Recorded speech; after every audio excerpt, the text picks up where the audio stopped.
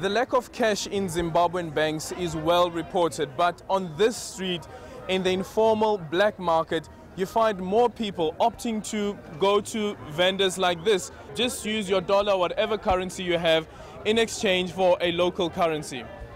So just quickly tell us, why are people so interested in this market than the formal market? You see, now you give me $10, and in exchange I'll give you 12 bond, 12 Zim dollars. But as compared to the bank, when you have this $10 US, it's equal to the 10 bond. So here you have $2 on top. That's why people prefer to come here and do the exchange at the black market other than at the bank. It's also in this black market that we meet Menashe. Okay, so tell me, why did you decide to come and do this? It's because we have no money in the society, so we're trying to fend for ourselves. I could fend for my family. Yes.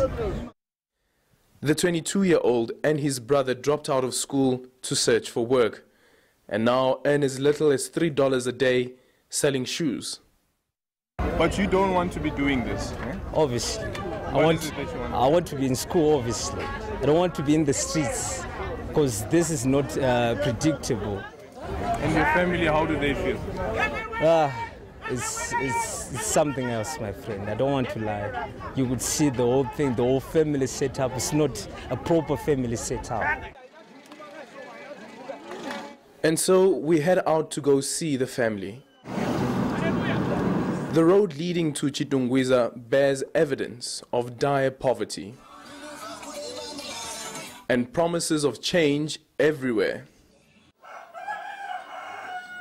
It's here at this house that we meet Menashe's unemployed father, who now has to rely on his sons for an income. Yeah, it hurts. I feel embarrassed. I'm not even happy. It's like sometimes you even cry on your own. You go in the corner, you cry, and it's like this is not what we were expecting actually. Expectations rooted in the hopes brought by April the 18th, 1980, Independence Day. We were expecting more changes.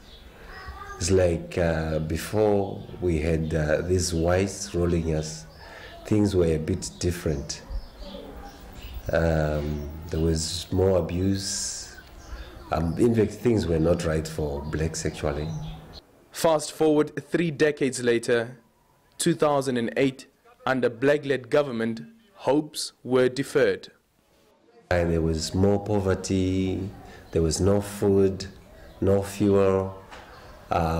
People used to chase trucks to get maize, and in some areas there, when it comes to campaigning, something like that, people were being beaten. Some houses were being burnt. The economy took a knock. The ripple effect dire. Israel lost his job. First of all, I had cancer, and it's like for almost 7 years, and I couldn't find money to go to hospital. And up to now, until I get involved in an accident actually, and the bills for hospital bills, they are too high. Now, this father of 5 could lose his house too. The property, what they said, will attach the property to cover the cost for the medical. For Israel, the 30th of July reignites the dreams and aspirations of Independence Day. With this election, yeah, I think things will go, we hope for a change actually. I hope for a change. Israel's sons too are shouldering his hope. Both first-time voters, they are continuing with the family tradition. So you're going to vote for them? Yeah, obviously. Yes, Aldrin Sampear, Harare, Zimbabwe.